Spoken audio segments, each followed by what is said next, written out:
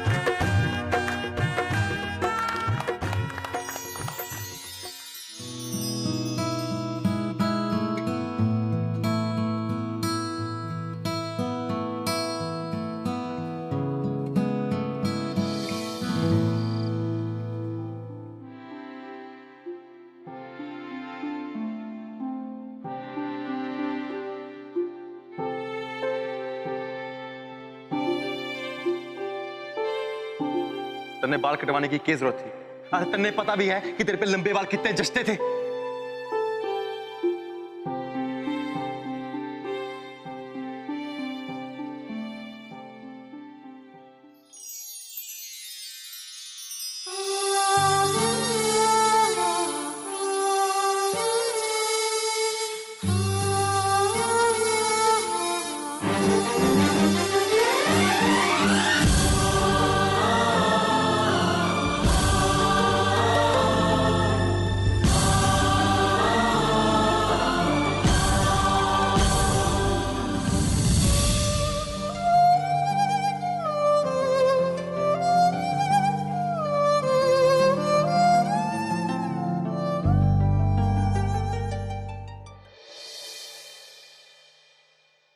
लक्की जी, आपको सच में मेरे लंबे बाल इतने पसंद से?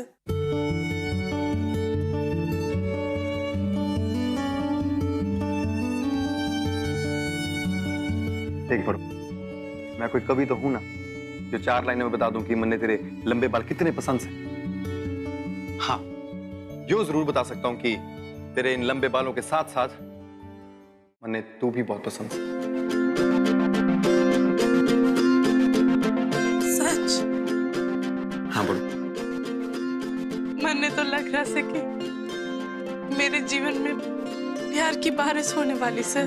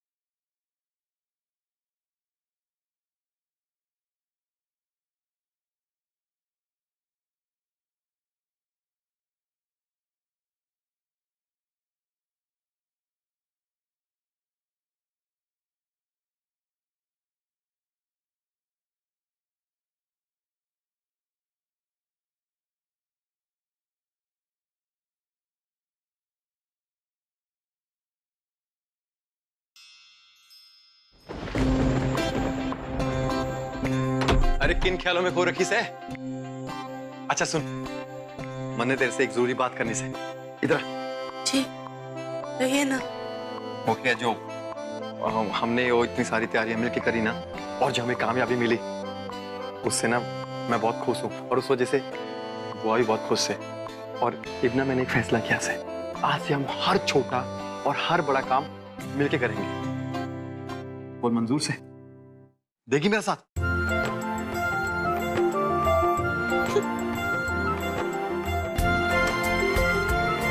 बिल्कुल लक्की जी, मैं तो हमेशा आपके साथ ही हूँ, पर मेरी आपसे एक विनती से।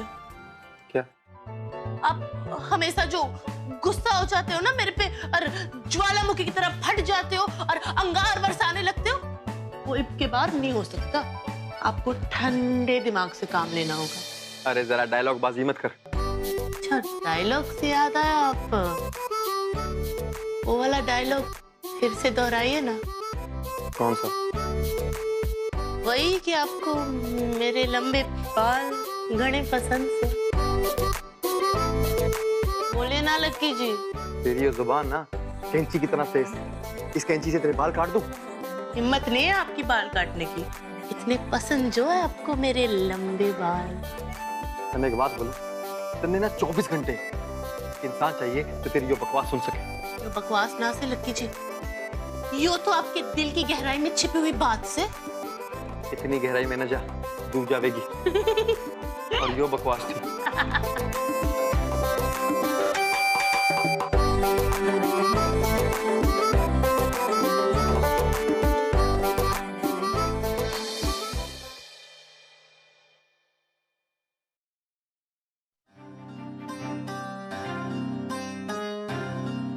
लो राणा के बापू दवाई खा लो।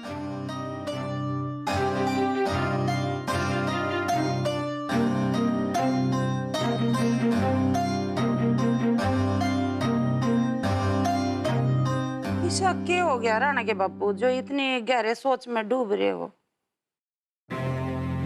बस कमला, मारे एक बात समझ में ना आ रही कि मैंने जो चुनाव लड़ने का फैसला किया है वो सही से या गलत। क्योंकि मुझसे ज्यादा गांव के बारे में रघु जानता है। आपको क्या लगता है कि सरपंच के चुनाव में ना खड़े होने का फैसला आपका सही है? बात सही या गलत की ना समझ, बात तो अपनों के साथ खड़े रखे उन्हें प्रोत्साहन देने की से। आज पहली बार कैलाश भाई साहब खुद उठ के आगे आए हैं, कुछ करने का जज्बा दिखाया उन्होंने, और उनका छोटा भाई होने के नाते तो मेरा फर्ज बनता ना कि मैं उनके हर कदम पे उनका साथ दूं। यो ही तो समझाने की कोशिश कर रही हूँ। आज तक तुमने अपना हुनर दिखाने का मौका ही ना मिला, और फिर लोग कैसे समझेंगे थारी काबिलियत ने? आज तक तो तुम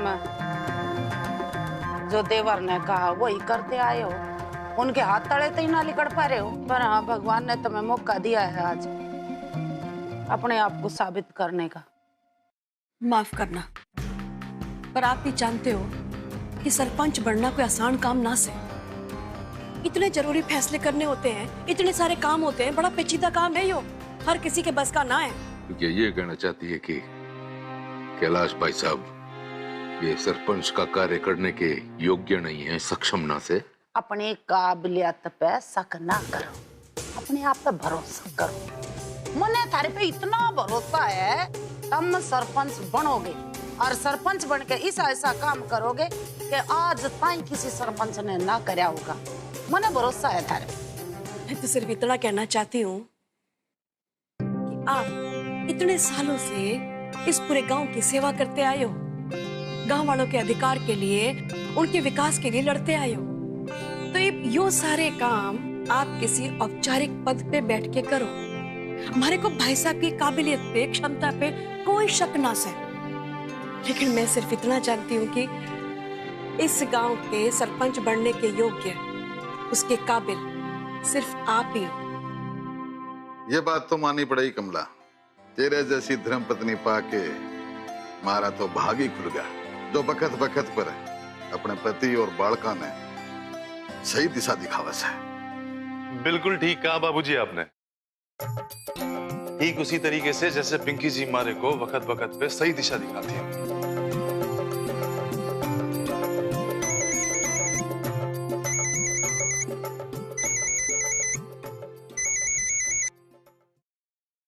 हाँ संग्राम सिंह जी, हाँ 1 मिनट। हाँ जी बोलो। कितना कुआं है मैं जो डूब कर मर जाऊं? तेरी दादी आज जिंदा होती ना तो दोबारा मर जाती। आया पिंकी का चमचा, पिंकी का भगत। नहीं नहीं माँ, मैं सच बोल रहा हूँ। अरे पिंकी जी हैं जो मुझे हमेशा बढ़ावा देती रहती हैं। वही चाहती हैं कि मैं नंबर 1 पहलवान बनूं, है ना पिंकी जी?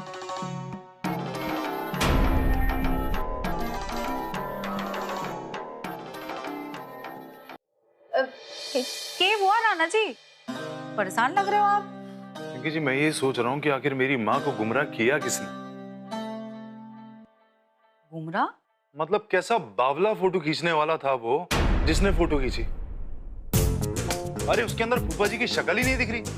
अरे अगर उस फोटो में फूफा जी की शक्ल होती तो माँ पहचान जाती कि वो फूफा जी हैं। और इतना बड़ा जो तांडव महाभारत घर में हुई है वो होती नहीं। और कसम खाते हैं पिंकी जी आपकी कि जिसने भी ये हरकत की है ना, अपने हाथों से उसका सर तोड़ के दोनों आंखें फोड़ दूंगा, ताकि आज के बाद वो किसी की गलत तो क्या सही फोटो भी नहीं ले पाएगा। अरे नाना जी आप ऐसे कैसे बोल सको? मतलब हमारा मतलब है कि आप इतना गुस्सा क्यों कर रहे हो? और यो सब फिजूल की चीजों में क्यों खून जला रहे हो आप अपना? माँ जी मैं सही ना कह रही हूँ, बताओ आप, बताओ जरा इन्हें। ओ भाई मेरी बात सुनी तू ध्यान दे। यो जो तेरा गुस्सा उफने उफने बाहर आ रहा है ना, इसने बाहर अखाड़े में दिखाइए पहलवानों के सामने। आगे बात समझ में तेरी।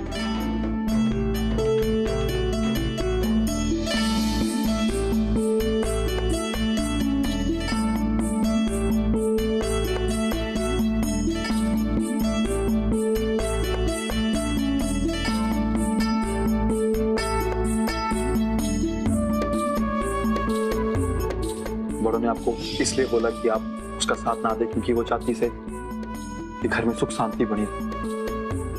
उसको किसी का साथ मिले ना मिले, पर उसको आपका साथ जरूर चाहिए। बाबूजी बोले ना, आप उसका साथ दोगे ना?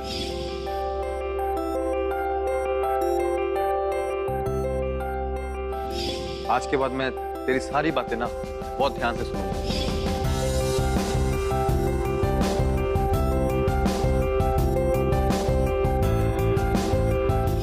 हम हर छोटा और हर बड़ा काम मिलके करेंगे। और मंजूर से देखिए मेरे साथ।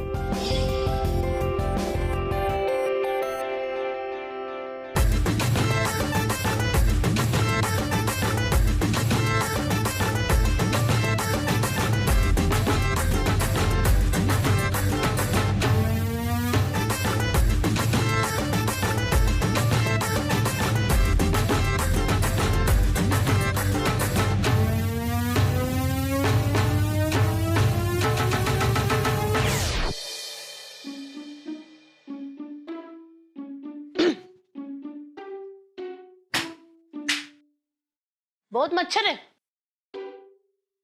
आप सो जाओ। दिन में दिन टंकी कम होती है जब रात को भी शुरू कर दी। गुड नाइट लक्की जी। दिन के साथ साथ इफ्तार को रात को भी ऐसे झेलना पड़ेगा। सॉरी लक्की जी। तेरे होते ना मैं कभी चैन की नींद ना सो सकता। आगे देख मच्छर आ रहे हैं।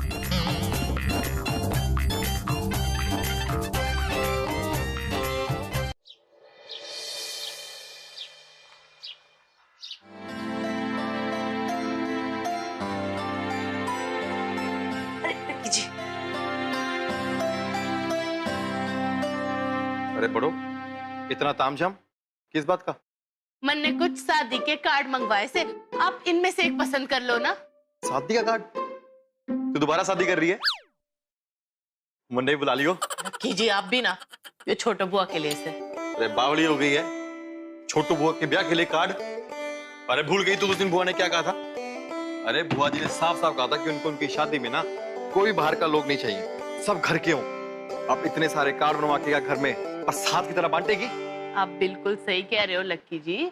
मैं तो बस यो सोच रही थी, कार्ड छपवा के हमें भगवान को न्योते के रूप में तो देना ही चाहिए ना, ब्याह की जरूरी रस्मों में से एक से। और छोटू बुआ चाहती है कि उन्हें एक संपूर्ण ब्याह मिले, तो हमारी भी तो जिम्मेदारी है ना उसको पूरा करने में। आप सोचो लक्की जी, ब्याह के कार्ड पे जब छोटू बुआ अपने माँ बाबूजी का नाम देखेगी कितना खुश हो जाएगी। फूफा जी और बुआ जी के माँ बाबूजी तो उनके ब्याह में ना आ पाएंगे, पर कार्ड के जरिए उनके आशीर्वाद तो उन्हें मिल जाएंगे।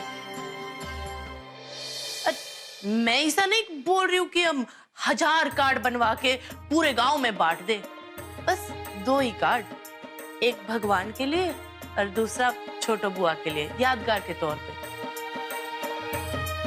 मैं कुछ गलत तो नहीं बोल रही ना लक्की जी? भगवान जाने ये ऐसे विचार आवे कहां से थारे दिमाग में पड़ो। तो कितना सोचती है ना सबके बारे में।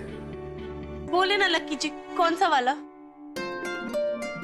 मैंने तो ये वाला कार्ड सबसे ज्यादा पसंद है। यो कैसे? निमंत्रण पत्र। लक्की जी, यो मन ने एक पर्ची बनाई से, क्योंकि बहुत सारे काम से ना मन ने चंदन पीसना से, हल्दी कूटना से, शादी का जो जोड़ा से उसे सजाना से, फिर रंगोली वाले को बुलाना से, मेहंदी वाली को बुलानी से। बस कर राजधानी मेल ये काम कर, ऐसी पर्ची मन ने भी चाहिए।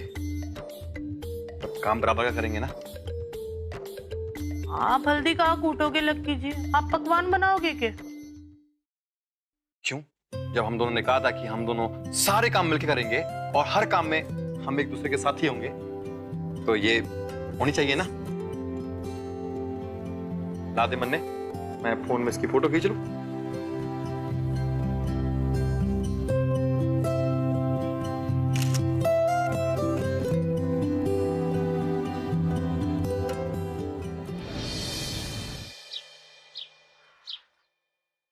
छोटो बुआ, छोटो बुआ। अरे बड़ा क्या हो गया? छोड़ मन्ने, फिर चक्कर आ जाएगा, अरे मैं गिर जाऊंगी। अरे मैं आपको नहीं गिरने दूंगी बुआ जी। बड़ा छोड़ दो।